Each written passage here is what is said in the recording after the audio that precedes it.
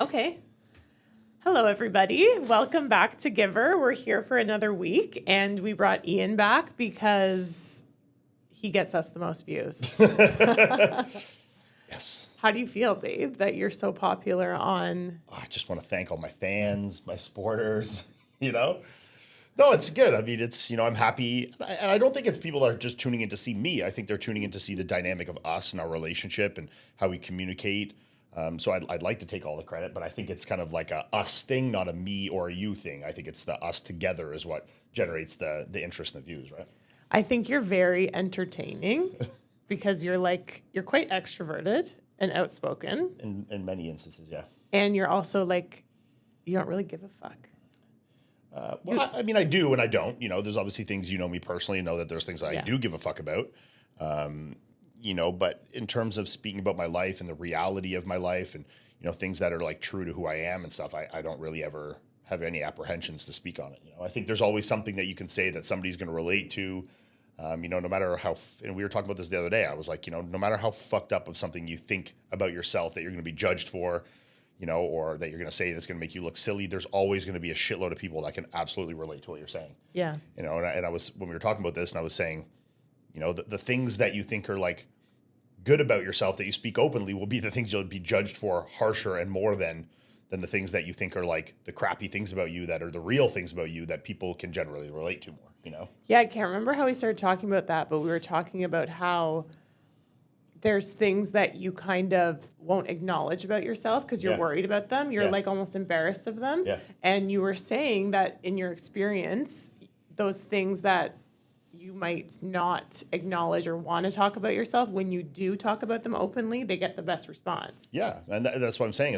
People, people can, recognize real, and people can, relate to real, and people, whether it's you fucking shitting your pants during a set of squats, or relationship dynamics and problems, or or whatever it is, like your appetite sucks, or you feeling down after a show, or all these things that you may feel embarrassed about or self-conscious about, there's always going to be people that can relate, and people are never going to judge you for putting yourself out there in that aspect, I think. So, I think it's usually when people come off like more braggadocious and speak about themselves like they have things figured out, is when you generally get the most pushback. So, I think if you just are authentic to yourself and, everyone's got flaws and everyone's got shit going on, if you just, speak on it to the truth of it, I think people can really connect and relate to that a lot more, Why do you think it's so common that people don't feel comfortable talking openly about themselves or their perspectives these days?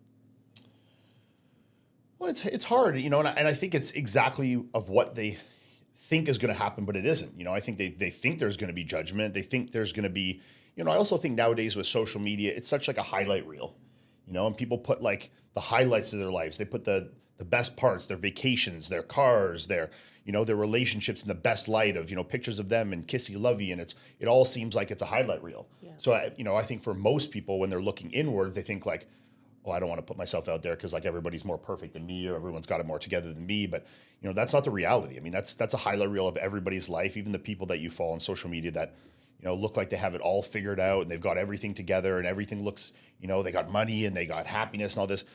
That's a highlight reel. It's not the true dynamic of anybody's life. I mean, even the people that are the happiest still have shit. Yeah. And especially social media is absolutely not a true depiction of anybody's life. You get to choose, you get to pick the exact picture you want, the exact angle, the exact light. You can display only the good, none of the bad.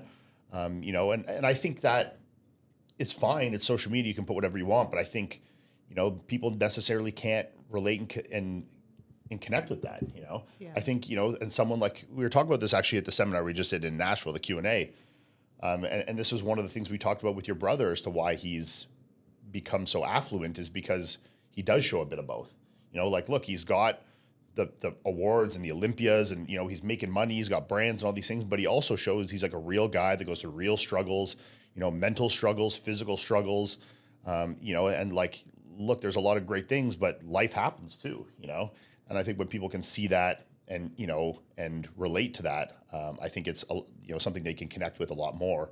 And I think the people these days that are getting the biggest and the, biggest followings and the most devout followings are the people that are just being authentic and showing both sides of that. I think you don't need to show all the shit. You know, like, look, we've all followed the kind of people that are like, it's just a fucking victim page. You know, everything is, oh, I'm having this problem. I'm having this problem. I do a show and, oh, it sucks. And I'm down. Like nobody wants to see a victim all the time, you know, but people also don't want to see somebody that is like, oh, my life is perfect all the time. They want reality, and reality is a mixture of both, you know.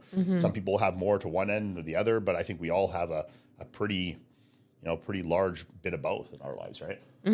I was thinking about this the other day because I don't really give a fuck about social media, but I do definitely have periods where I go dark. Sure. And it's usually when I'm like in a bad place.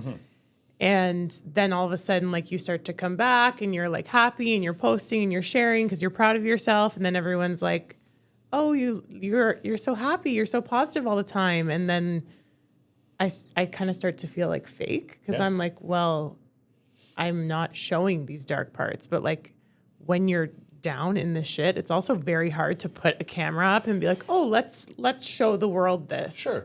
Yeah, and I don't think you need to at the time. You know, I don't think it's like, oh, I'm in a dumpy day, I need to tell everybody.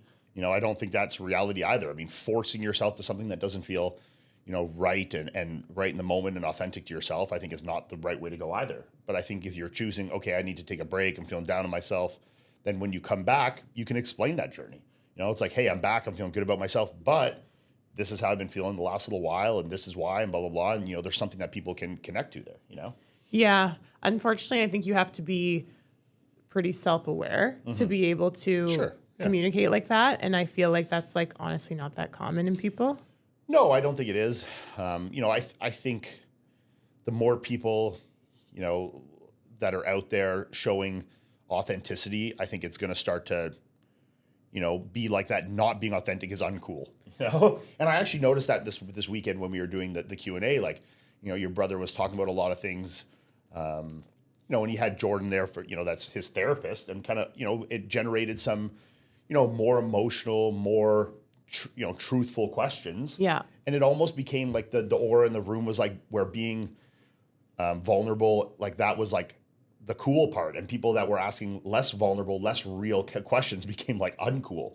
So like when people feel that vibe, it's like they want to be like, okay, I want to be part of that too. I want to feel this. I want to, you know, say something real to myself and connect on that level with these people, you know? So it almost became the vibe in the room was like being unauthentic and like not, you know, as vulnerable became like the uncool vibe, you know? So I think when people feel that and they can feel that around them, they're going to be more ample to do it. So I think, you know, the more, you know, we talk about stuff like this in the podcast or on Instagram or on, you know, Fuad's podcast you do, your brother's Instagram, your Instagram, Courtney's, whatever, you know, I think people start to lean into that more, you know? So I think the more we do it and the more people see it and they're exposed to it, I think it's becoming more and more normal. But yeah, I mean, self-awareness is not something that is like super abundant, you know? Yeah. And that's not just with like young people. I mean, I think honestly with our parents' I generation, think it's worse. I think with older generations, it's probably worse because, you know, we know from our parents' generation, it was just like, suck it up, you know? Yeah. Just like suck it up and go through the motions, go to your 9 to 5, don't talk about your feelings, you know? Like, I think this was kind of the norm in that generation.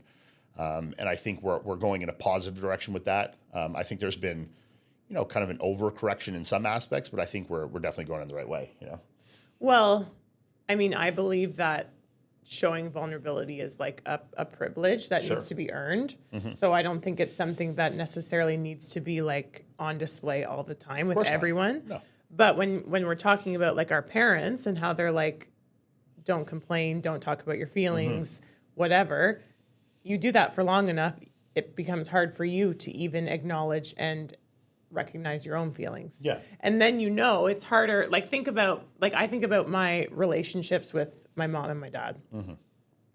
I feel like my relationship with my dad is easier for sure, but I wouldn't necessarily say it's deeper because my dad's a very stoic man. And I think the path to having a true connection, a deep relationship with someone is trusting them to show your vulnerability. Of course, yeah. You know, that trust and that comfort, I think, is crucial in building real and genuine relationships, you know? So, you know, but I think the more, like, obviously we were raised by parents from that generation, so there's a little trickle-down effect, but I think, you know, as people from our generation kind of get more in tune with that, and then we pass it on to our children, you know, I think it starts to go in the right direction, but it's not like a quick, I don't want to say fix because I don't think it's like something that's like a fixed thing, but a quick change, you know?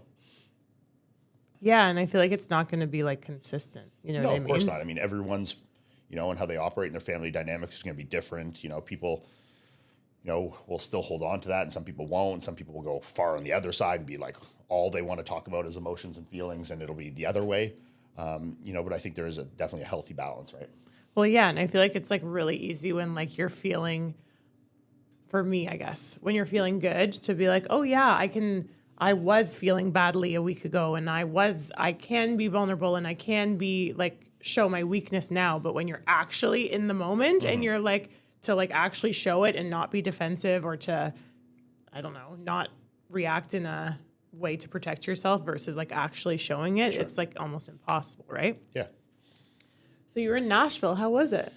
It was good. I'm usually the lucky one in the family when it comes to travel. You know, like we always make fun of your brother because he's the one that, you know, is always having like the shit under the stick. Like he gets stuck in cities, they lose his fucking bag every time. And, you know, that might just be power in numbers. He travels a lot. And, you know, the more you travel, you know, the more opportunity there is for shit to go wrong. So it could be that. But even when we were like flying all kind of the same amount before he reached kind of the level he is now, he was still always the one that was getting worse. It was worse back then. Yeah. I mean, now I feel like he flies private. So he's got different. But you know, he was always the guy that we were making fun of. And yeah, this weekend that was me 100%. You know, I went to fly out Thursday. Thursday afternoon. Right? Thursday afternoon. Yeah, I had like a 2:00 flight from Ottawa to Washington into Nashville. Sat at the air, got through customs, sitting at the gate for about an hour, and then the flight's delayed. It's delayed 90 minutes. So it's like, well, my layover is only 90 minutes. So now I'm going to miss my connection in Washington. And I don't want to just go fucking spend the afternoon in Washington. Like, look, if I got in at like 10 p.m., it's like, whatever, I'll get a hotel, get back in the morning. I was going to be there at like 3:30 in the afternoon, like 4 in the afternoon. Yeah. Like, you know, what am I going to do all day? Like, and it was a day I didn't have to train. Yeah. You know, so I'm like, I'm just going to sit around here and do nothing all day. So, and then catch the same flight that I could catch if I just slept at home. And The next day. Yeah. So I just went on my United app, and you can kind of do text with a live agent thing. And I just, you know, said, this is the deal. You know, I'm going to miss my layover. And they just rebooked me for a flight Friday morning. So then I went back home Friday morning, come back to the airport. Flights are all smooth. Get into Nashville. And I'm waiting at the carousel for my bag. And, you know, I'd flown first class. So, like, usually the premier bags, like, come out first. You know, they're tagged for that, and they usually come out first. I'm sitting there, like, people are leaving. I'm, like, still standing there. I'm, like, starting to get that feeling. Yeah. Like, fuck, like, something's not, you know. Yeah. My bag ain't coming. So then I look at my United app, and it said out on carousel 6. But I'm like, we're at carousel 9. Like, everyone else for my flight was here at 9. So I walk over to carousel 6, empty. It's like clearly hasn't been on yet that day. Like, no flights have been in on this. It doesn't have anything on the screen. So I'm looking at my app again. It's like carousel 6 at IAD, Washington Dulles. I'm like, what the fuck is my bag getting off the carousel in Washington? So I don't know who tagged my bag or how the flights were booked. But it was a through flight, like Ottawa to Nashville. So I don't know why, but it got off the carousel in Washington. So I went and spoke with the desk, and they were like, you know, okay, we're going to, find it and ship it to the house that you're staying at, kind of thing. Yeah. But then Friday comes, finish the day, don't hear anything, checking the app, it still says searching for bag, kind of thing. Saturday comes, midday, still nothing. And then like 6 p.m., I update the app, and it's like, bag found, will be out for delivery by 11 p.m.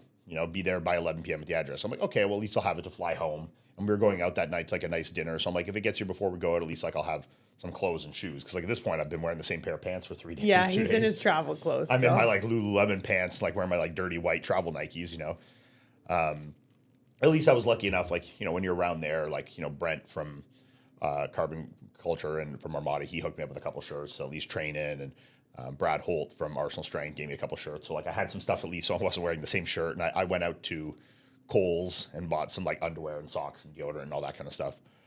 So like I was set up, but like I still didn't like, everyone there's got their nice clothes on, going to the restaurant. I'm wearing like, Brad Holt's Under Armour shirt. My like pants I've been wearing for 3 days. You're with the like bougiest. I'm with the bougie people. And I'm wearing like this shitty stuff. So, but it was good. I mean, and then I guess I didn't finish. Then the bag didn't end up coming that night.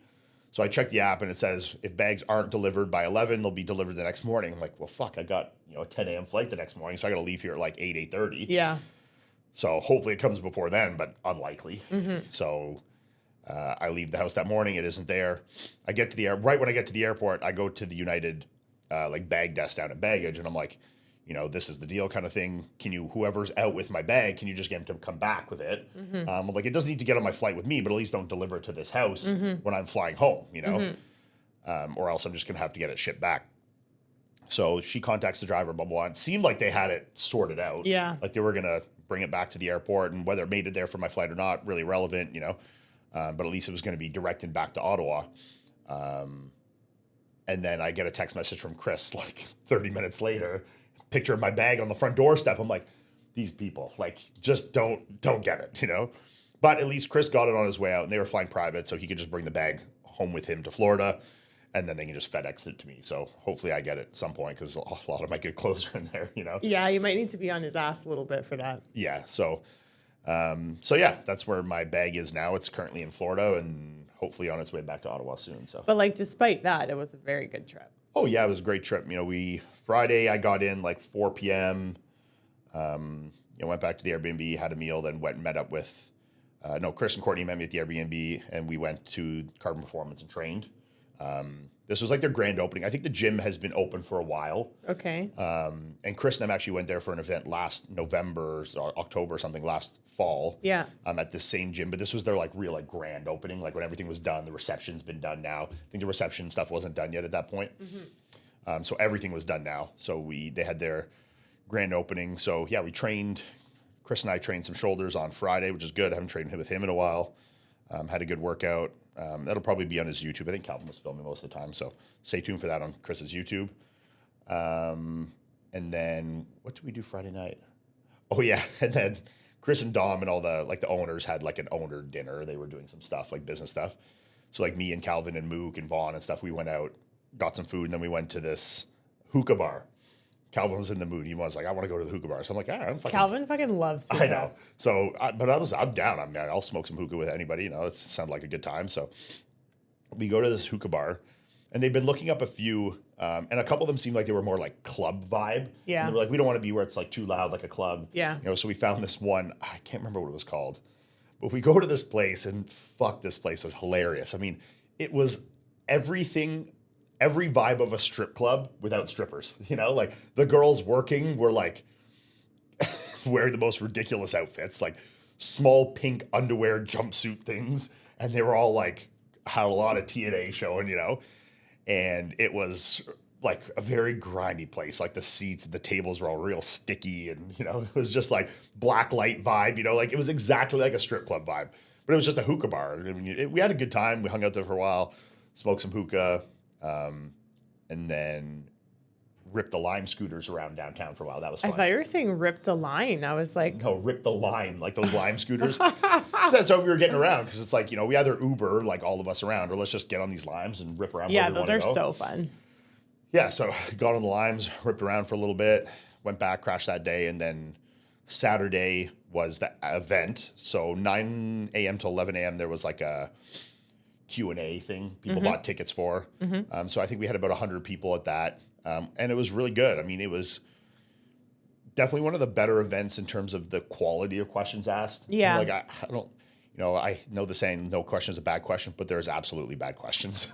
Like questions with no context, questions that are vague and broad, and, like that don't really have a lot of thought into them. These questions were not that. People, asked questions that I think were important for a lot of people to hear, not just them, not just specific to like, how much protein should I eat, or what kind of training should I do? They were insightful questions. And just like I was saying before, like, once that vulnerability thing started, it was like almost like it was uncool to be not vulnerable, Yeah. So then those kind of questions started to generate more, and we got a lot of really good questions.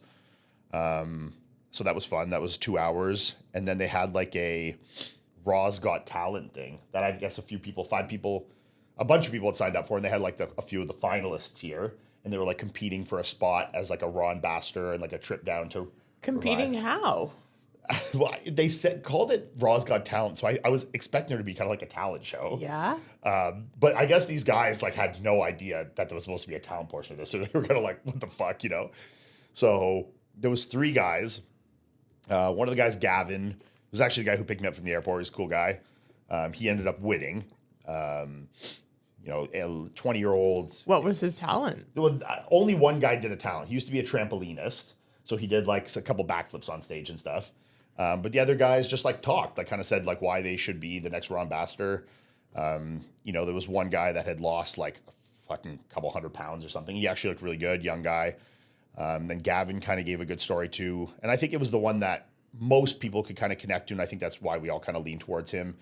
You know, he had moved from a different city and had trouble making friends and just found that the gym culture, you know, and the Raw brand and the, you know, the carbon culture, gym atmosphere kind of like bred a lot of relationships for him, you know, and he found like a lot of connection, a lot of meaning, you know, in this atmosphere, and it had done a lot for him, you know, mentally and physically, and, you know, got into bodybuilding and made a lot of friends for a guy that had trouble making friends in school and moving back and forth from, I think he was from Chicago.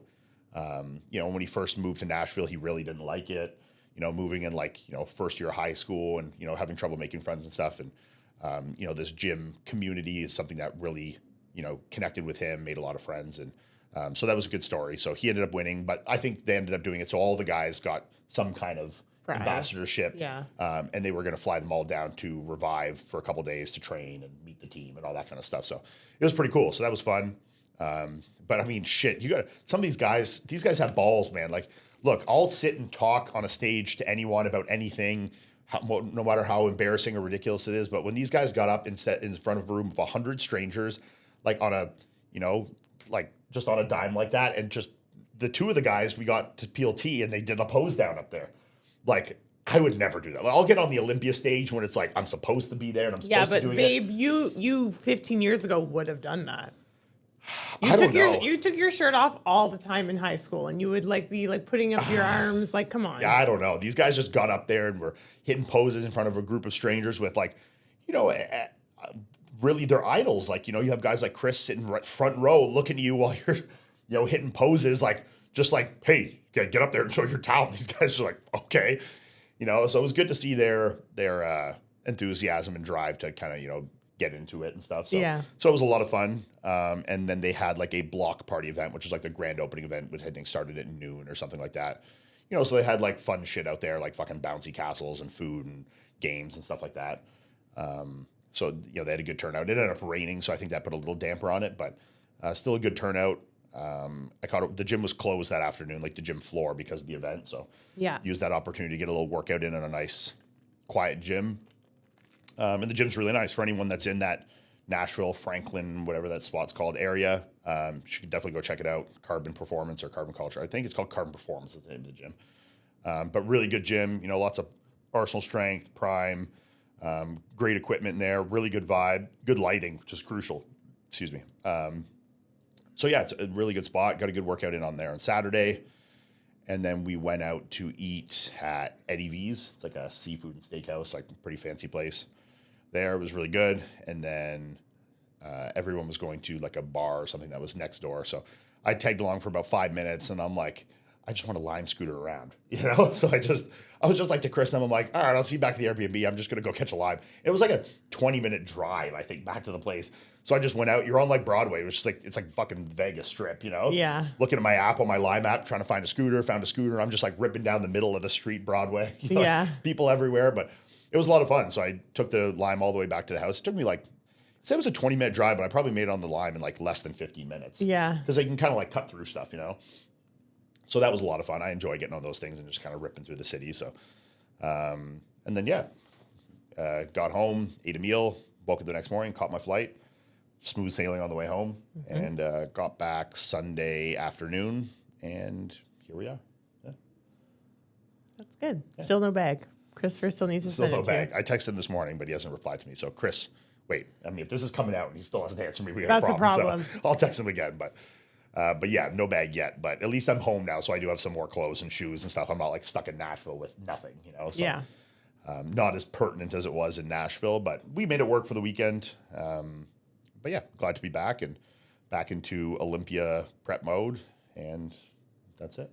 Yeah, how are you feeling? I feel like you just changed your split and your training, like what, a week ago, 2 weeks ago? Yeah, a couple weeks ago, because maybe the last time we did this, I talked about, did we do this before Toronto? Yeah. It was before Toronto. Yeah. Okay, so after Toronto, Matt had me for a while just doing like pretty high volume stuff, like 3 sets of 25 for everything, just to give my like connective tissue, like tendons, joints, ligaments, my nervous system, kind of everything a little break for a few weeks, which I actually really enjoyed. Like felt really good. You got awesome pumps. And I think it did a lot in terms of I think there's a word for it, like your GPP or something, like, but just basically like the endurance I gained from that, training at that, rep range and volume range kind of definitely carried over into now that we've got back to a normal split with, a little lower volume, a little higher intensity. I definitely feel there's been a carryover. Like my recovery between sets has definitely improved. But yeah, so now we're back into Olympia prep. We started at 18 weeks out, so like 2 weeks ago, and back to like our normal, top set, back off set in like the main multi-joint compound lifts, and then still have a little more volume on more of the isolations. Split tailored a little more to work on some of the things we want to work for the Olympia. Bring my triceps up a little more. Chest is always something I want to work on. So, things like that is definitely incorporated in there. So, yeah, excited for the next, I guess we're 16 and a half or 16 weeks now. How crazy. I know. I mean, it sounds like it's quick, but that's 4 months. Like that's a third of a year. So it's a long time, Yeah. When you say it's 16 weeks in like bodybuilding terms, it's like, wow, it's like it's coming, but 16 weeks is literally 4 months. That's, Yeah, that's true. 33% of a year. So lots of time to make the improvements, and happy with things or how they're progressing now. At this phase, we're really just focusing on getting as strong as possible, getting the strength up, and then using that strength to kind of carry into the, when the calories start to drop down, use that strength to kind of help preserve muscle and performance and stuff. Yeah, while you drop your body fat. Exactly. So, but I don't have a ton of body fat to drop. I mean, we kept things pretty clean and the calories pretty moderate after the Olympia. So, I mean, I was only, when we started this new phase at Olympia at 18 weeks out, so 5 weeks, 6 weeks post Toronto, I was only like 7 pounds, 8 pounds up from the stage. So not a whole lot. My conditioning was still very good. So I think my body's in a good responsive spot to start into this prep. Yeah. So excited for that. And it's nice too when you don't have to, like your whole prep isn't worried about like losing body fat. Yeah. It's kind of takes that stress off you. It's like, I could really be ready in probably 4 weeks if I wanted to. I mean, probably less if it was just body fat we're worrying about. So that gives you the time to focus on other things, keeping the food a little higher, focusing on, bring up the things you want to, gives you time to actually improve, not just push down body fat the whole time. It's kind of hard to improve a muscle in a caloric deficit. So we have that opportunity to do that. But yeah, that's about it. I mean, it's coming. I'm excited. Yeah. Got to start posing. Got to start posing, yeah. But we're going to Fuad's in a week and a half. Yeah, next weekend. Yeah, so we'll get him. He's good at. He'll help me with some posing. That'll be good. Use that opportunity to have him look over some of my poses. And kind of yeah, he's really good at like. Well, he's been helping Hunter a lot with his posing too, and I mean anyone that's seen Hunter right now, he looks fucking crazy. So I'm excited to see him compete. But he's definitely been working a lot on changing a few of his poses and kind of showcasing the best of his physique. And you can definitely tell he's taking things very seriously and wanting to regain those spots that he lost last year. You can definitely see that in his physique. So excited for that. But yeah, no, I think Fuad will be a good tool to use to help me out a little bit with that. And probably a tool I've underutilized, to be honest. I mean, a guy that is, very experienced bodybuilder who's a very good poser and also a very good friend of mine. So that's definitely something I need to take more advantage of. He's also really good at like vocalizing what he sees. Yeah. Because a lot of times you can look and see how something can be better, but to be able to communicate it to the person so that they can change in their body, it's actually, that's not easy. No, it's difficult because like you can see it, but then you're like, move this here, move this there. It's like, and that's not even easy, the answer. It's not easy to put it into words that someone can, feel and connect with in their muscles, right? So. Plus, Fuad is not scared, to be honest, but he also is still very, I don't know. He would never make complimentary. Yes, he would never make you feel badly about yourself while giving you criticism. Exactly. Yeah. Which is, I don't know. That's a skill too. So right? So we'll be down there. He's got his natural show that weekend. So we're not really going down for the show. We're just going down to hang out with Fuad. I'm just going down to get drunk. Yes. So me, Mike Van Wyck, Mike's girl, Fuad. We'll all be down there for that. So it'd be nice to spend some time with those guys and. Maybe we'll be around the show and see anyone that's there at the show. And yeah, they're I'm just fun. excited to they're fun to be hang around. out with them and shoot the shit. And it's always a good time with those guys. So yeah, are we sleeping at Fuad's house? I think so. Yeah, that scares me a bit. No, that's good. We're gonna smoke all. I told him I'm gonna smoke all cigars. Oh, I thought you were gonna say smoke all his cigarettes. Well, that too if he's got some. I'm just kidding. We don't smoke cigarettes. No, that's bad. Don't smoke cigarettes. Okay, so I have some questions. I did a Q&A on Sunday while you were in, or maybe it was Saturday. Yeah, I saw. Whatever. And there were questions about like from guys that I didn't answer because I feel like I can't. Sure. It's like perception of, from a, I mean, I'm sure I'll have input You can too. give insight, but it's From also nice a to get female a perspective. male perspective. Yeah. But anyways, so first someone asked how to approach their gym crush in the gym. Oh, you're asking the wrong guy here. I mean, I've been married and like with you since I was like a young guy. And Yeah, but you hit on girls when you were younger. never in the gym ever. Never. And Honestly, why I didn't have is the that? balls to hit on girls. Period. I was a pussy with no game. So I kind of just like if they were interested, I picked up on it. Maybe I'd make a move, but I would never. I was not someone that had like the confidence to like make the first move. Okay, let's say you did have the confidence. Would you ever hit on a girl in the gym? And if you would, how would you do it? It depends. I think, and maybe this is going to come off wrong, but I think you need to read the room, and I think you need to read the person. There's a lot of girls that just go to the gym to train. They're going there with no makeup on, with their hair up, and they're sweaty, and and they don't necessarily want to be approached in that capacity. I think they're there to just train, and they're not like, feeling like they're out there to be hit on per se. Yeah. But I mean, some girls are dressing up nice and get their makeup on there, and I think that's maybe a little more of an invitation. That's may come off a little rude, but Well, that's way more common these days. yeah. So I think you need to read the room, but I also think there's social media is your best friend when it comes to things like that. If you want to find them on social media, respond to a story or do something like that, but something that doesn't come off as like I gravely disagree. really. You think you should approach them in the gym? If I had a man see me in the gym and then Didn't say anything? he didn't talk to me in person, yet he started liking my pictures and DMing me, that would be a massive turnoff. Like, yeah, huge. it's tough because I don't know. I think a lot of girls don't like guys approaching them in the gym.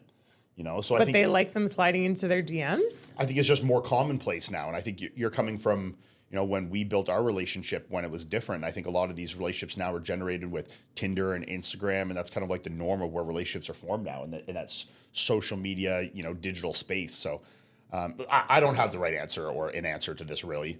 I think you need to kind of read the room, and if you feel confident or feel there's an opening in the gym, or like go up, ask them how many sets they have left with a piece of equipment, and then kind of work in some conversation, and then go from social media to there, so there isn't already an opening created. But it's tough, because I know a lot of girls don't like it, and I'm sure there's girls that are completely fine with it. I don't know, to be honest. Yeah.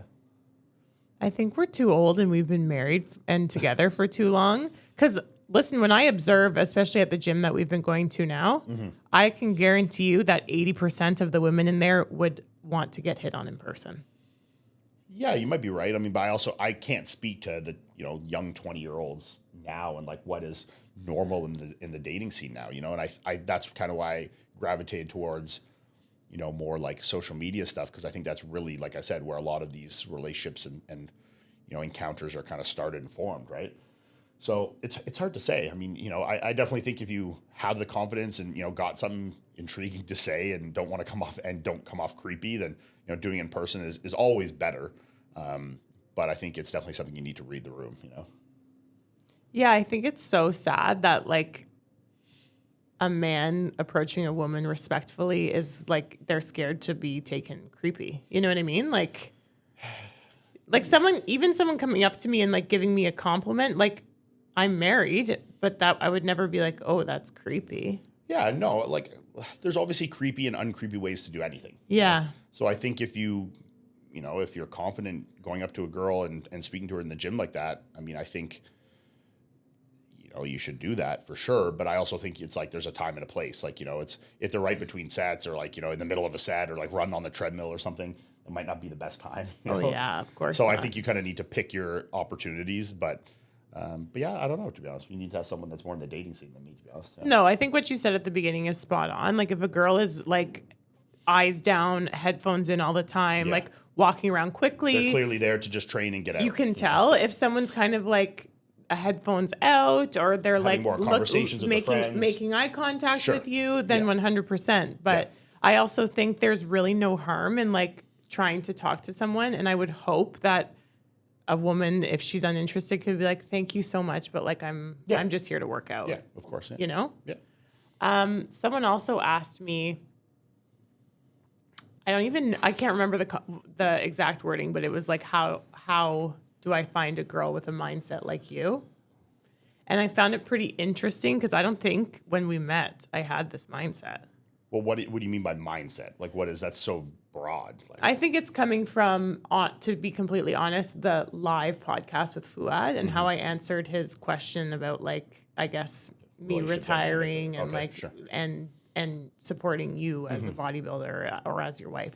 Yeah, well, I mean, you really answered the question. Like, when you said it didn't start like this, I don't think, people try and find like a shoe that fits like day one. I don't think that's really the reality of 99.9% of relationships. I think you create the relationship you want and you find a partner that you think could be good for that. But are you going to find every single thing like that you want in a person like right off the get-go? Absolutely not. And Melissa and I have a lot of differences, and like lifestyle differences and interest differences and stuff at the beginning that we kind of like grew together in. I think that's really how it works. I think you find someone that you believe you could create that with, and then you create it together. I don't think it's just like, oh, day one, and we see this all the time. I mean, he's probably not going to watch this, so I'll say it, like Dylan, my buddy that lives with us. He's the prime example of like, he's got like a checklist of things that he's trying to find a girl that fits perfectly into his puzzle. Exactly. And I don't think, you might find a few things, there's, obviously going to be commonalities that draw two people together and things that spark, conversation and common interests and things like that, I think are definitely important.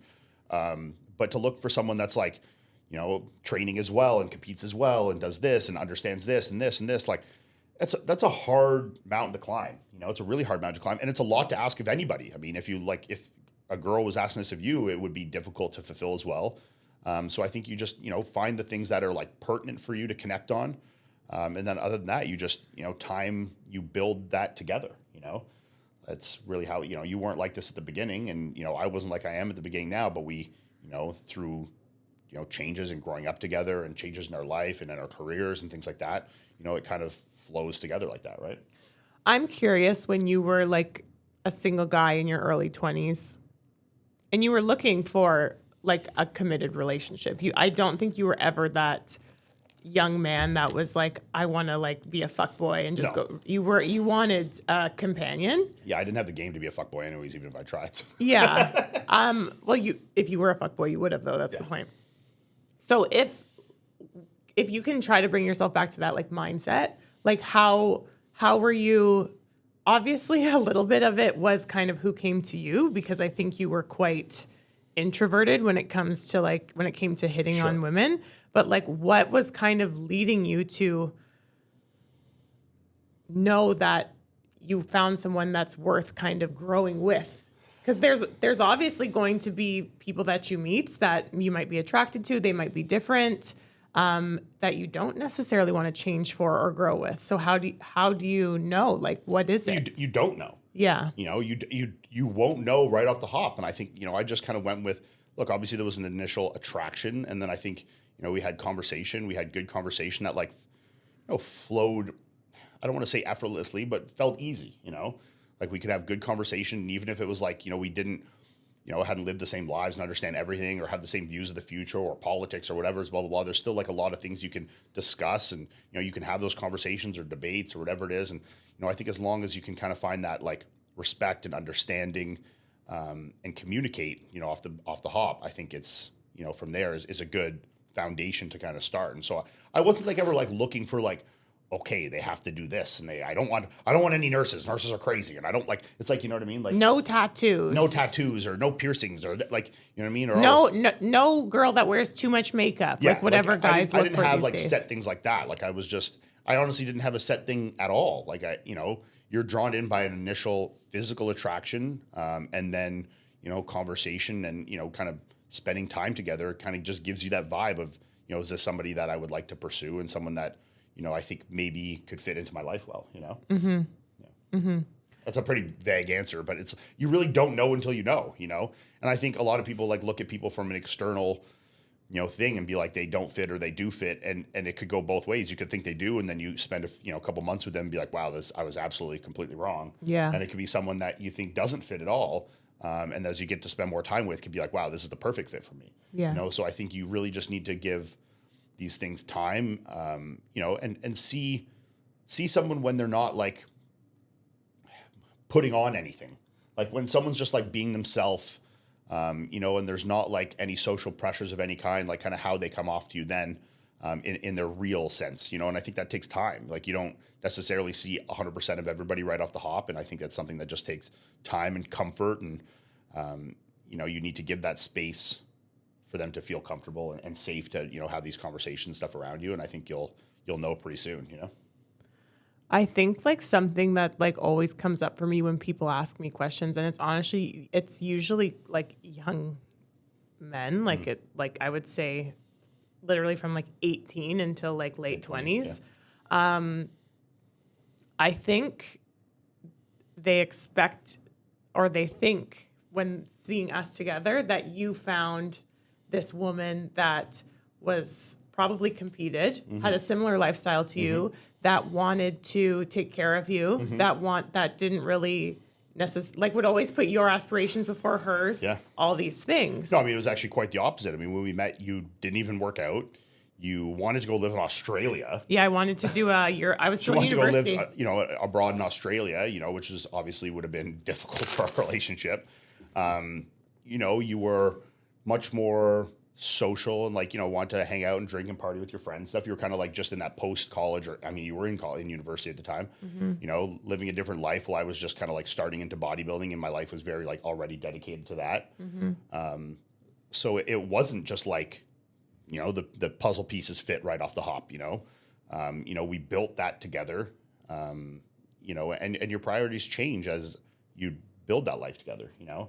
It's not like, oh, you like, you know, what's the word I'm looking for? Like when you settle on something, like it's not you like you got like complacent or, you know, like on stuff like that, where it's like, okay, yeah, now I'm going to take care of Iain and do things like this. It's, you know, your priorities change of what you value, you know, and, you know, value your values in terms of like, you know, your relationship with your husband versus, you know, traveling abroad. Like these things change as you age and what you prioritize or what you value in your life, right? Yeah, this is what I believe. I grew up and I had my main relationship in my late teens, early 20s was with another guy, my boyfriend at the time, who didn't prioritize me. And I was craving to prioritize somebody, but you, as a human, you're not going to do that to someone that doesn't do it to you. Sure. So I thought that I wanted to travel, I wanted to party, I wanted to be like, I think I said to my mom at one point, I might never get married, I might never have kids, I want to make a lot of money and just be like hot and do whatever I wanted to do. And strong, independent woman. Yes. And I think that's because me and my personality, I just take my situation and I try to make the best of it. So I had kind of just been like, well, this is where I'm at. And I started to kind of just be like, well, I'm just going to prioritize myself and like myself. Which I think is still important. You know, I think even though we're in a, you know, a committed relationship, I think, you know, you still do need to prioritize yourself in many aspects, which you do. Absolutely. Oh, yeah, for sure. So I don't think it's like get rid of one to get, you know, to prioritize your husband. I don't think it's things like that. You know, I think it's just, you know, priorities change and evolve, and, you know, what's going on in your life changes, right? Yeah, but I think what happens is you meet someone that is worth your effort. Sure. And then you want to put it in. So as much as people can like say how I talk about how I want to show up as a wife is like noble and rare and all these things, that doesn't come from me being a good person. That comes from me having someone that I truly believe deserves it. So it's like, I just want to say to like the guys that are like, oh, I want a woman like that. Don't concentrate on looking for a woman like that. Concentrate on being a man that deserves a woman like that. Sure. And I promise you, like, it doesn't matter. It'll happen. And this isn't like being perfect. Because I mean, look, I'm far from perfect. I mean, in a million ways, I fuck up with things all the time. I mean, there's absolutely no question. And neither is Melissa. I mean, you know, like for all the things, you know, we talk about here and, you know, lots of great qualities of a wife. Neither of us are perfect, but we work on those things together, you know, and it's a team effort. And like, you know, if we have things going on, we discuss it and we work through them together and communicate them. And yeah, I mean, it's a relationship and a partnership is built. You don't just find it, you know? Yeah, but what did Jordan say? Compatibility isn't a prerequisite. It's like something that you work for, you create. Exactly. Yeah. And I also think like, in terms of like finding the person to fit into your puzzle, that literally doesn't exist. I think what happens, It's like the soulmate thing, you know. It's like Yes. I truly believe there isn't anything. Look, I think we both realize there's probably, if we never met each other, we could have found somebody else and we could have lived a life and been happy and all those things. But you create that together, you know, and that's something that is not instantaneous and is not something that is simple, you know. Yeah, and I think when you are with someone long enough and you kind of see how you guys are together in times of conflict, Sure. and that doesn't just mean in like stressful times, like, oh my God, we have no money, how are we going to figure it out? I mean more in terms of like when you guys are disagreeing on something, because you're two autonomous people. You're not going to agree on everything.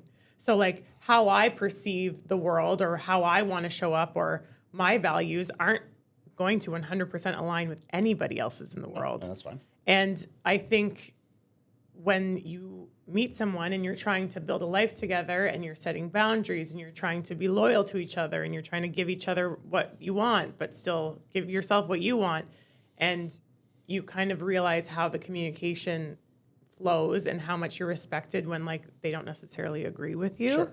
That's like a huge sign. Yeah. So it doesn't necessarily mean like, Iain, I need to have someone that understands my lifestyle and lets me go to the gym for 2 hours a day and all these things. Like, no, it's like, how can I make sure that I have someone that trusts me enough that if I care about something, they know that it's for a reason and that it's like good, you know? Exactly.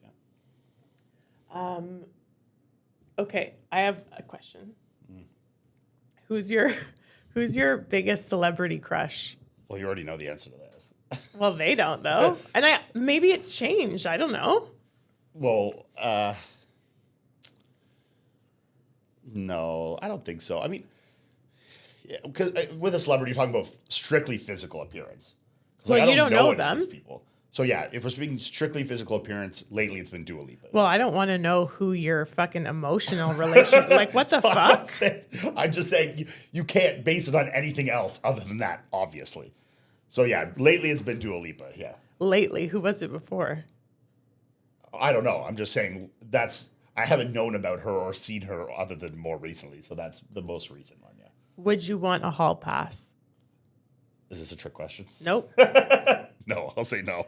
I'm going to say no to No, this I'm one. actually curious. Would you want one, and would you grant me your wife one? No. You wouldn't. No. You wouldn't even want one.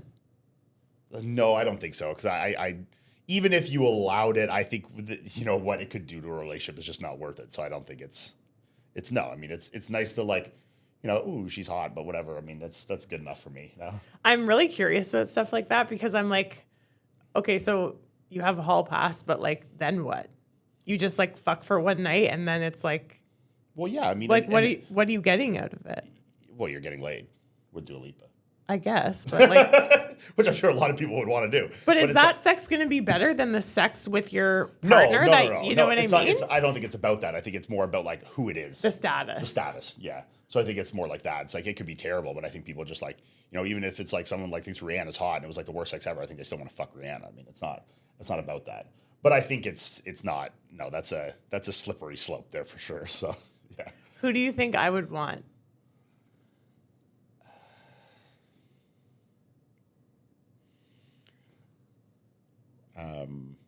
What's his name again? The guy, Jake Gyllenhaal, like a good Jake Gyllenhaal, Yeah, he's beautiful. or like a Ryan Gosling, No. or The thing with Ryan Gosling is I understand he's obviously a good-looking man. I'm not I don't think stupid. it's good looking. It's how he is in movies. But like this kind of is what I'm persona. saying. He's kinda, Listen, like stoic, his quiet. personality and like Crazy Stupid Love, yes, but Yeah. like that's not. That's an act. But that's all we're basing it off of. Yeah, but you said we're basing it off of Just looks. Okay, yeah, for sure. Because we but do. you can base the attraction off of like if you like someone's music or you find like in their music videos they're sexy or like whatever. So I mean it could be or an actor how they act like. Yeah, you're like, right because it is how they carry themselves. Yeah, how they carry themselves. Like 'Cause an you like Idris to- Elba playing like a those like kind of stoic tough guy characters like could be attractive even if you don't find him super attractive. So I think things like that can bolster it, but like it's still not them. It's like it's just characters they're playing. Yeah. Yeah. Am I missing any? Who else is good in there? I mean, for some reason you had the hots for the fucking Adam Driver. Kylo Ren guy with like, he's not good looking at all, but I understand, but that's based off characters, just like I'm saying. I think that's less about just how he looks and more about like how he carries himself in certain roles, And his voice. And his voice. Yeah. He's got a good voice. Yeah. Yeah, I've never really cared about men in terms of their physical appearance. It's always Clearly. it's always been about like how they speak, how they stand, how they talk to me, how they like, you know what I mean? I don't know. It's always been like that. I think that's more common for women. Like, I think, and that's sometimes what you'll see, like, super attractive women with like not so attractive men, and guys will be like, "Oh, you must have money." It's like not necessarily. Maybe he's just fucking funny, or like has good conversation, or carries himself well, or like whatever it is. Things you just said. There could be a million other things in there. I think the physical attraction is definitely more of like a testosterone fueled male thing. Yeah.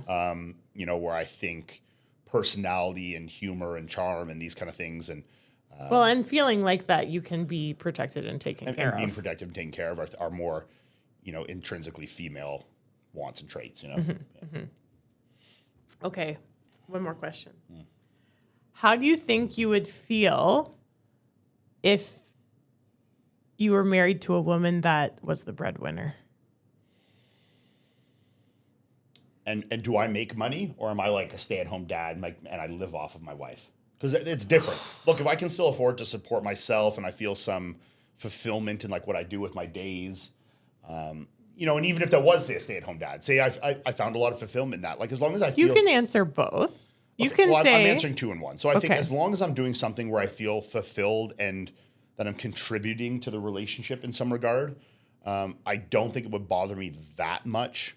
Look, obviously as a man, like... there's a little bit of ego in there, like you want to be the breadwinner, you want to be the one that supports and takes care and blah, blah, blah, blah, blah.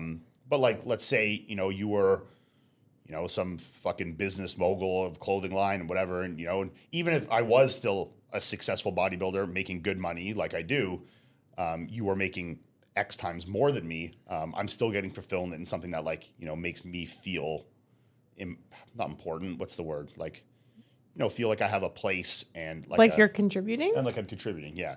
So, I think as long as I'm, feeling like I have purpose, which I think is the most important thing, is just like feeling like you have, purpose to your days, I think it would be fine, But like, I certainly want to always make a little bit of money for myself, because like, I don't want to be like, babe, can I have money to go get groceries? Babe, can I have money to, like, I don't want to have to ask you to like borrow your credit card. Like that's not something, and that would feel good to me. And I think I would feel unfulfilled though in that sense. Like I wasn't doing something that I should be doing. And look, in terms of other things, I mean, that's fine. But in terms of like being able to at least support myself, Yeah, it's just interesting because when I had a girls' night on Friday and we were all talking about it, a few of them are on mat leave right now. Maybe some of them don't even work and their husbands just support, you know what I mean? And I think it's more common these days, honestly, for people in marriages to keep their finances separate. It's not as... I would agree, yeah. So now we're in a place where you're on mat leave, or maybe you don't have very much money, and you don't have money in your bank account to go do groceries or to go get your nails done. And we were talking about like the feeling that you get as a person, as a human, man or woman, when you want to go do something and you have to ask for money or ask permission. That sounds kind of gross, but like, a weird way to say it, but I understand. Yeah, and like, I can only really chalk this up to just gender differences in this one. I think it is genuinely different from men to women. I think men, in their DNA and in their, just who they are caregivers and supporters and things, and we have been for a long time. And I don't think if a woman wants to be that, there's necessarily something wrong. But I think when a man is asking for money from a woman, it is definitely different than a woman asking for money from a man. I don't agree with anyone who says otherwise. I think it is different. Look, there's going to be obviously relationship dynamics where that is the case, and people have worked it out, and that's fine. And nothing wrong with that. Everyone has their own kind of... when we speak, we're not talking about like an exception. We're talking about like on average. Yes. Yeah. I think most men are going to take pride in being able to support. And if a woman's asking, hey, can I have money to go do this or blah, blah, blah. Can I borrow your card to do this? I think a lot of men would take pride in being able to provide that, So I don't think as a woman, I think, looking from a man's perspective, I don't think there's a big, like, I don't know what the word is, like moral issue, like not morals, but like it's different, I think women are generally, known more as like the caretakers and the supporters and the things like that are, play a little different role. So I think if you're on mat leave and you're taking care of your child, like if that's your role at the time, I don't really see a problem with it in any way, Yeah, no, I don't think there's a problem with it. I think there's a feeling that humans, like adults, have when they have to do that. You know what I mean? Yes, but all I was saying is I think it is different from a man asking a woman versus a woman asking a man. Because like this, like the woman is the one on mat leave. The woman is the one that probably, in the case you're speaking of, might not have been the breadwinner beforehand anyways. Yeah. So I think there is a little bit of a different dynamic to it. But yeah, no, I can understand the feeling of like feeling uncomfortable with it for sure. Especially if you're used to, having a job and making money and not asking for stuff. Obviously, it's going to be an adjustment and people are definitely going to feel uncomfortable with it. But this comes down to like every fucking thing we say. It's like the communication of these situations is key, Well, I think this is why like the most common questions that people ask, it's usually about money, sex, and like having kids. Yeah. Usually people are like, well, how often do you have sex? What if his sex drive's higher than mine? What if my sex drive is non-existent? Like all these things. Women are kind of asking like, what do I do? Like if I don't have any money and I have to ask my husband for money and all these things. And it's like, you kind of have to be comfortable enough to talk about these things with your partner. Yes, but that onus is also on the man to provide that environment for the woman safety. to feel safety and comfortable to ask that. If you're someone that like when your wife, comes and asks you, hey, can I do this to go get groceries? Borrow your card to go get groceries, and you're like, fucking get your own money kind of thing. Well, then clearly you're not going to open up that space for that. But well, it wouldn't happen for groceries, but like let's say your wife is like, hi, can I go get my coffee nails with done. my girlfriend, and they're like, you went for coffee last week, Yeah, like I think that is, creating that comfortable space for the man, it's on the onus is on them. But I also think there is lines to these things. And I think if someone's like spending frivolously, whether it's the husband's or the wife's or anybody's money, I think it's irrelevant. I don't think you should give passive aggressive snide comments. And this is chalking it up to communication again. I think that there obviously needs to be a discussion on like, hey, you're buying 35 fucking Starbucks a day. These are $9 a pop. Like, we got to chill out here. Yeah, we're spending $2,000. Yeah, we're spending $2,000 on Starbucks. I think that's a discussion. But I think by giving passive aggressive comments like that, you're obviously going to close off that space for someone to feel that they can even engage in that conversation. Yeah. Passive aggressive-ness is like, that's my ick. Yeah. You know what I mean? I think nobody likes it. Yeah, but like that's just. I'm not saying I don't do it because for sure sometimes I still do. Sure. But like that's the worst. Yeah, but no, I think it's, it's how you approach the subject as the female, how you reciprocate it as the husband, and how you kind of left that door open to begin with going into the situation. So always give your partner that space to ask anything, whether you're going to say no or not. Yeah. Like you might ask like, hey, can I have money to get my nails done? And be like, oh, sorry, like I can't afford it. If that was the case, and I think then that needs to be a safe space for the husband to say that. And the wife not to be like, why are you fucking poor? Like, and also a safe space for the woman to ask the man in the first place. So I think, there's going to be a lot of dynamic markers that lead up to this that are going to kind of dictate the comfort level people are going to have. But yeah, I mean, it's all going to be, coming from the space you allow, right? Yeah, and I think as long as you like trust that like your partner has your best interest, like the man doesn't think that a woman's taking advantage, and the woman doesn't think the husband's just saying no to be a dick. Let's be completely frank here. I am the breadwinner in the family. Oh my God, tenfold. I pay for 99% of the things in the relationship, and I don't ever feel like I need to like, tell you to reel it in because I understand that you have my best interest in mind too, and the interest of the relationship and our finances as a whole together. Even if say we're keeping certain things separate, I think you still have respect for what I've worked for and earned, and you're not going to just go spend that frivolously as if it means nothing because you're getting it from somebody else.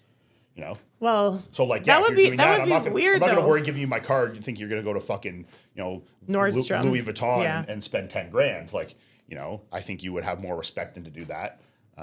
So, you know, I think it's a mutual respect and communication issue more than anything, you know? Yeah, but I believe that too. Yeah. Okay, well, I'm done. No more questions? Those are just coming out of my head. So, do you have any questions? No. You got extensions in. Yeah. Yeah, you got some nice long hair. I came back from Nashville and your hair grew magically. Does it look hella fake or what?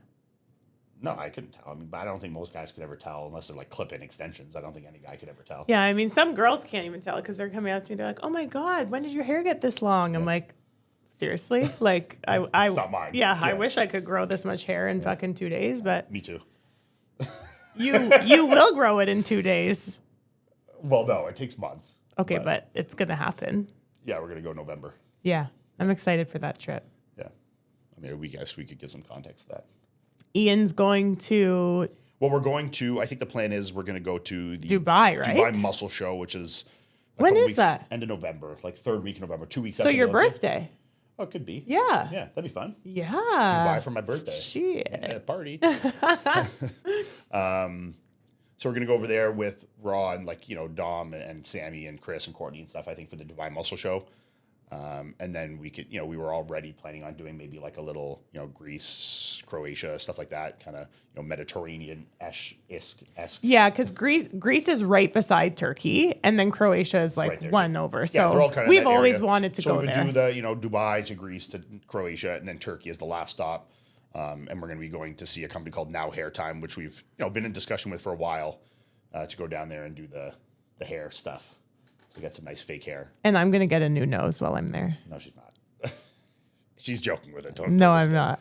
She is. She's The- not getting a Turkish nose job. The podcast has heard me talk about nose jobs all the time. Well, I mean, do whatever you want, but No, he said he obviously you believe do whatever I want, but you still would prefer that I don't do that. I don't have a preference here or there. What I have a fear of is you doing something you'd regret. Or, you know, the thing is like, look, you know, you get boobs, you take them out. You know, you get a fucking, you know, lip filler, you dissolve it. You know, like there's things that are reversible. A nose is not Well, I reversible. think it's different to add than to actually Subtract. alter. Yes. Like this is a permanent, which Yeah. I mean, I've said this before on the podcast. It's why I've never actually Yeah, even. it's scary because I haven't even gone. You wake up and your nose is too small now, and you don't like it, and you're like, holy shit, I look you like can't Michael get that Jackson. nose back. You know, like look, if you get boobs and you're like, I fucking hate these, take them out. Yeah. you know, Yeah, take them yeah. out. Courtney took hers out. I mean, if you don't like them, take them out. Yeah. Like I said with the lip filler, you don't like it, they can Dissolve dissolve it. that now. Yeah. You know, Yeah. no big deal. You don't like your Botox? Well, just give it time. It'll be fucking gone. break down. You know? Yeah. I mean, there's, you know, that's adding versus subtracting. I think is a lot scarier.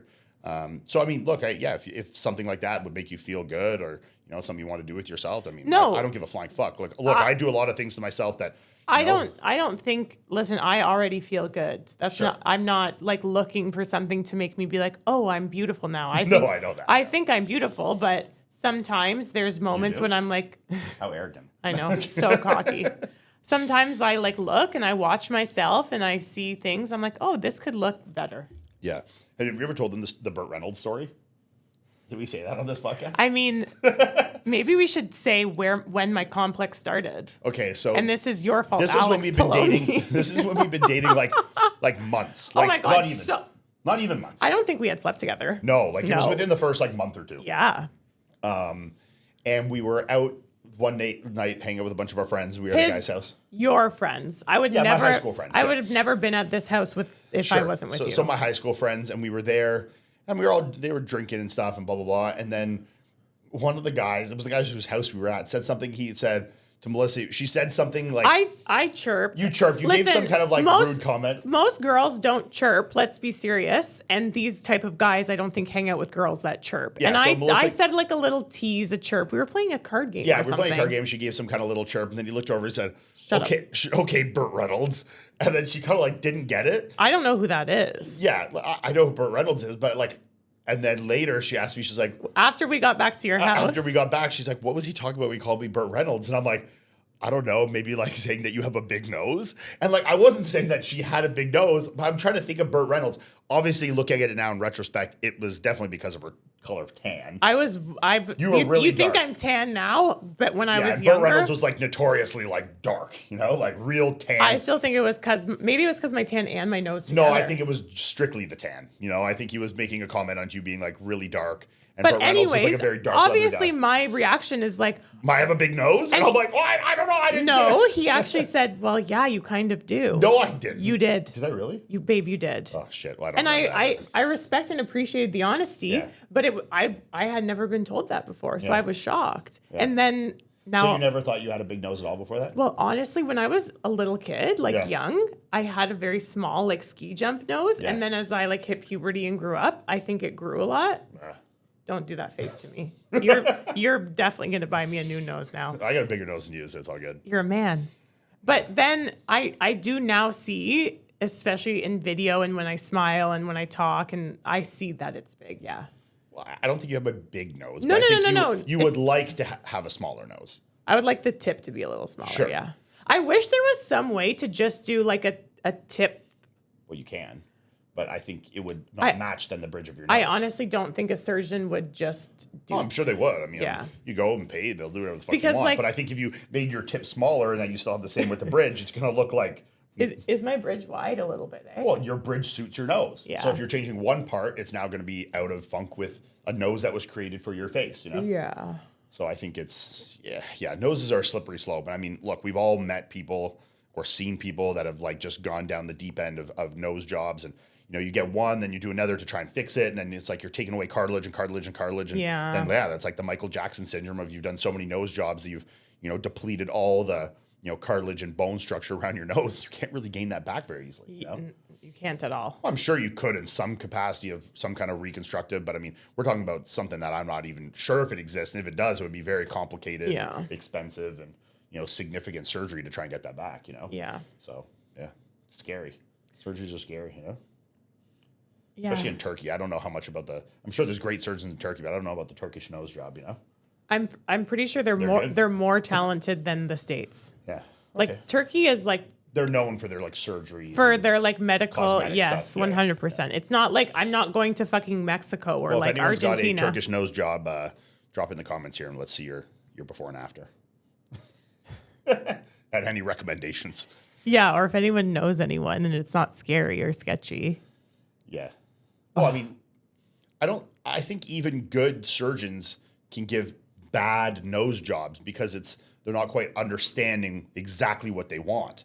It's like there might be a breakdown in communication. Someone's like, I want to make this smaller. And then the surgeon does make it small and the person's like, oh my God, like I don't, Yeah, so I but- think but it's tough to always be in the mind of exactly what somebody else wants. No, but it's also very easy these days with like fucking AI and they stuff can to like make your face on a computer and be like, is this what you want? yeah, because at least then like maybe for all I know, I'll see my face with a smaller nose and I'll be like, Oh no. oh, that's bad. That's weird, yeah. Doesn't maybe suit my face, yeah, yeah. maybe it'll be bad. I don't know, but whatever. Should I get one too?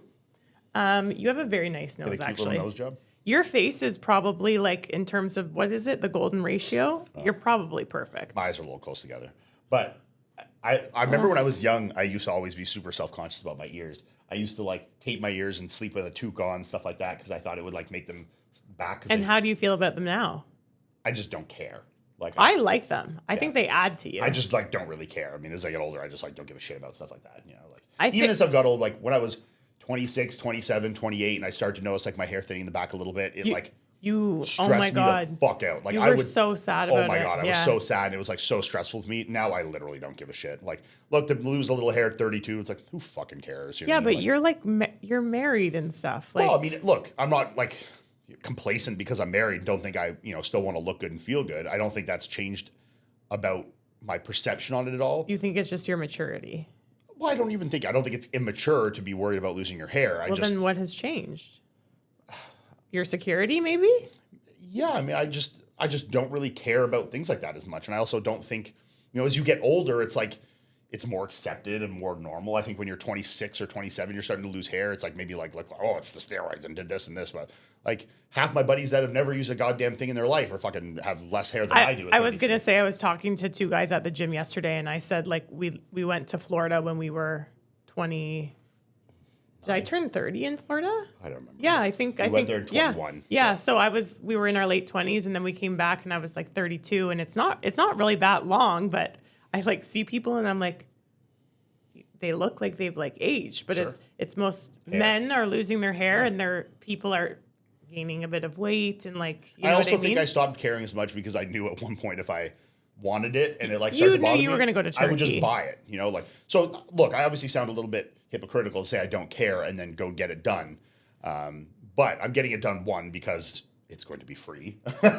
And two, because I mean, if I can and like, why not? But Well- like, if that was an opportunity that I had, I don't think it would bother me that much, at least how it is at the point now. Okay, Like, but this is actually a very important point, and this is what I was saying when you said to me, if you want to do it to feel good, yeah, nothing external is going to make you feel better about yourself. No, of And course the not. older you get, the more you realize that. Yeah. So there are things that obviously you can do and that are honestly kind of fun to like change and to get better, but you know that no like true happiness is going to come from it. So you could like you Yeah, were I- going to do it last year. You pushed it a whole year. It wasn't that We big of pushed a it 2 deal. years now. I mean, I like, don't really care. with my nose, maybe I'll do it one day. Maybe I won't. It's not something that I'm like obsessed with doing No. and I have to do. Whereas like a lot of people, they get like that. Yeah. And then that's not healthy. Yeah, no. So it's like, you know, would I like to have more hair? Sure. Would it change my life whether I have it or not? Absolutely no, not. At all. not. Yeah. You know, and if it was $20,000, would I pay for it in my own pocket? Probably not.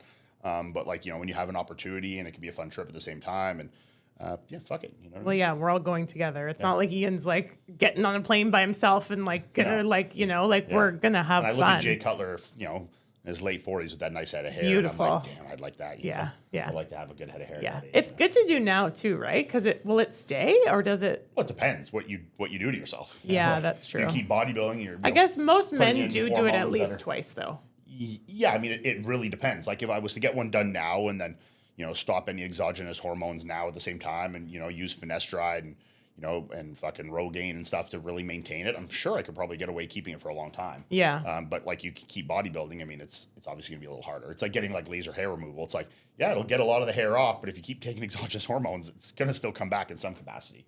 You know, so it's like there obviously is gonna be some maintenance to it if I keep bodybuilding. But I also am not gonna keep bodybuilding for 15 years. So it's not like, you know, I'm too concerned about it. I think I can Yeah. hold on to it pretty good if I get it now. Yeah. You know? And if I don't, well, then we'll go back. or I won't, and I'll keep my hair until I'm 45, and then at that point, I really won't give a fuck, and then just Shave it off. shave it and let it go. You know, Yeah. grow a nice goatee, have a shaved head, get a Harley. You know, be a true fuad. I don't know. Having a nice beard and no hair as a man is kind of attractive. Yeah, and I think it gets more culturally normal as you get older. The older know? you get, yeah. So I mean, I think that's probably one of the things is just like as I've got older and I feel like less pressure of that kind of stuff. I Yeah. care less, you Yeah, know? for sure. Like it's like the social pressure to like have a good head of hair at 25 is a lot different than when you're 35. You know? Yeah, for sure. Like I said, like, you know, even guys that aren't Just less bodybuilding, common. it's less common. Yeah. Right? So yeah. Okay, well, thank you for being here. You're welcome. I love you dearly. I love you too. It's always fun to chit chat, you know? Yes. I hope Courtney and Christopher do a similar one for you guys so you can see them together too because they have a very different dynamic, but a very good dynamic nonetheless. They'll probably be a bit more serious, but that's okay. And then Courtney and I will be back, and I'm pretty sure all four of us will be together soon. And I would love to get us all in the same room That'd be fun. and have a little bit of a chaotic episode, Yeah, you know? like do a Q&A, like the one we did on the couch at Chris's Yeah, house. that was fun. that was really fun. Yeah, so we'll put up a question box and get some fun questions. You know, good mix of like, you know, serious ones that can help people as well as some fun ones. And I think that'd be a good time. Yeah. Okay. Well, Cool. thank you guys for tuning in to GIVN'R, and we will see you next week. See ya.